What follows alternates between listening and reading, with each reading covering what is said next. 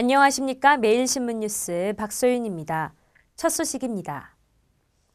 새누리당이 5월 중순 전까지 새 지도부 선출을 위한 전당대회를 개최하기로 하고 이번 주 중으로 준비위원회를 구성하기로 했습니다. 새누리당 비상대책위원회는 16일 전체 회의를 열어 5월 중순 전까지 새 지도부 선출을 위한 전당대회를 개최하기로 하고 이번 주 중으로 준비위원회를 구성하기로 결정했다고 밝혔습니다. 새누리당 황영철 대변인은 전당대회 개최를 위해 20명 이내의 전대위원회를 구성하고 선대위도 구성할 것이라며 전대위원장은 권영세 사무총장이 맡기로 했다고 덧붙였습니다. 또 현재 20만 명의 선거인단 규모를 적절하게 축소하는 방안을 검토하고 있다고 말했습니다. 새누리당은 아울러 4월 총선 공약 실천을 위해 기존의 정책위원회 시스템을 100% 국민행복실천본부로 전환하고 19대 국회 출범 전까지 공약 실천에 대한 구체적 계획 및 활동 방안을 마련하기로 했습니다. 한편 황우여 원내대표는 비대위 회의에서 북한의 로켓 발사 규탄 결의안과 각종 민생 관련 법안 처리를 위해 오는 23일에서 25일 중 하루를 택해 원포인트 국회를 열자는 뜻을 민주통합당 김진표 원내대표에게 전달했다고 밝혔습니다.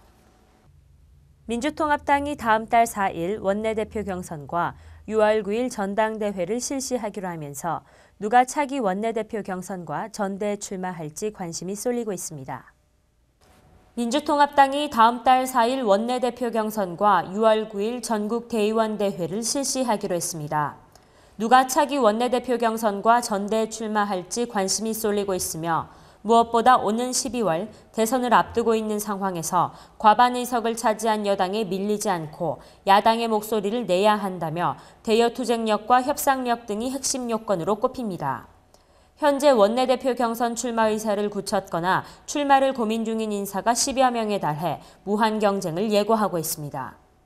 수도권에서는 신계륜, 박기춘, 박영선, 유인태, 최재성 의원 등의 이름이 거론되고 있으며 부산 경남 지역에서는 새누리당 텃밭인 부산에서 3선에 성공한 조경태 의원이 출마를 검토하고 있습니다. 호남에서는 이낙연, 김동철, 유은근 의원 등이 원내사령탑 진입을 모색하고 있고 충청권 최고의 득표율로 4선에 성공한 박병석 의원과 노영민 의원이 출마를 검토하고 있습니다. 당 대표 경선의 경우 아직 출마 예정자가 가시화되진 않았지만 조만간 소리 없는 물밑 경쟁이 시작될 것으로 보입니다. 현재로서는 친노 진영의 대표 주자로 이해찬 전 총리가 486 진영의 대표 주자로는 우상호 의원 등이 물망에 오르고 있고 이와 함께 문희상 국회부의장과 열린우리당 원내대표를 지낸 김한길 의원도 거론되고 있으며 박지원 최고위원 등 현 지도부 가운데 상당수가 또다시 당대표 경선에 도전할 수도 있습니다.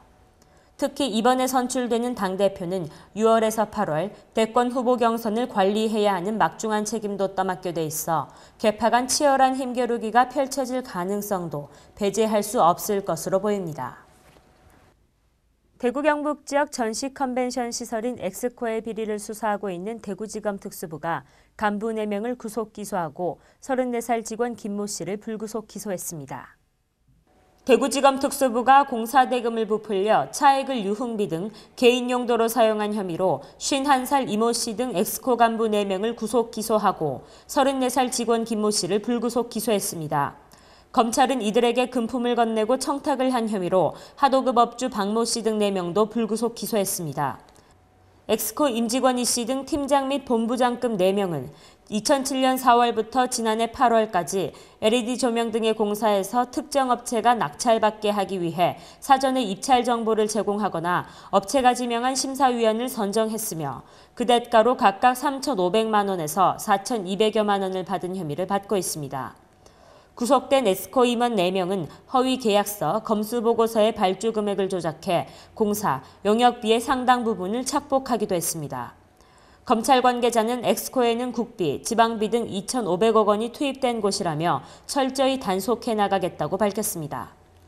정예농업인을 배출하는 경북농민사관학교가 16일 재단법인으로 출범했습니다. 16일 경북도청에서 농업인 단체와 학계 및 관계발기인 18명이 참석한 가운데 경북농민사관학교 재단법인 설립 발기인 총회가 열렸습니다. 경북농민사관학교는 농어업인의 교육의 효율성을 높이기 위해 재단법인으로 출범했으며 초대 이사장으로 이주석 행정부지사를 선임하고 설립 취지문 채택과 정관을 심의 의결했습니다. 경북도는 경북농민사관학교 재단 설립을 계기로 현장 맞춤형 교육과정을 운영해 농어업인의 경쟁력을 한 단계 높일 것으로 기대하고 있습니다. 포항시가 해양 레저 스포츠 활성화를 위해 크루저급 요트를 구입했습니다. 포항시가 영일만 등 동해안 일대 해양 레저 스포츠 활성화를 위해 크루저급 요트를 구입했습니다. 올해부터 새로운 해양 레저 스포츠의 메카로 해양 도시의 위상을 격상시키고 해양 관광자원 개발 활성화 정책을 적극적으로 추진하기 위해서입니다. 이번에 사들인 요트는 42피트 크루저급으로 2억 원의 예산이 소요됐으며 승선 인원은 20명에 이릅니다. 포항시는 김광호 해양스포츠팀장 등 포항요트협회 회원 5명이 일본 하카다로 출국해 포항으로 인도 수속 등을 마치고 직접 항해를 통해 요트의 구조 및 항해법을 습득한 뒤 동빈내항 내 포항요트계류장에 접안했다고 밝혔습니다.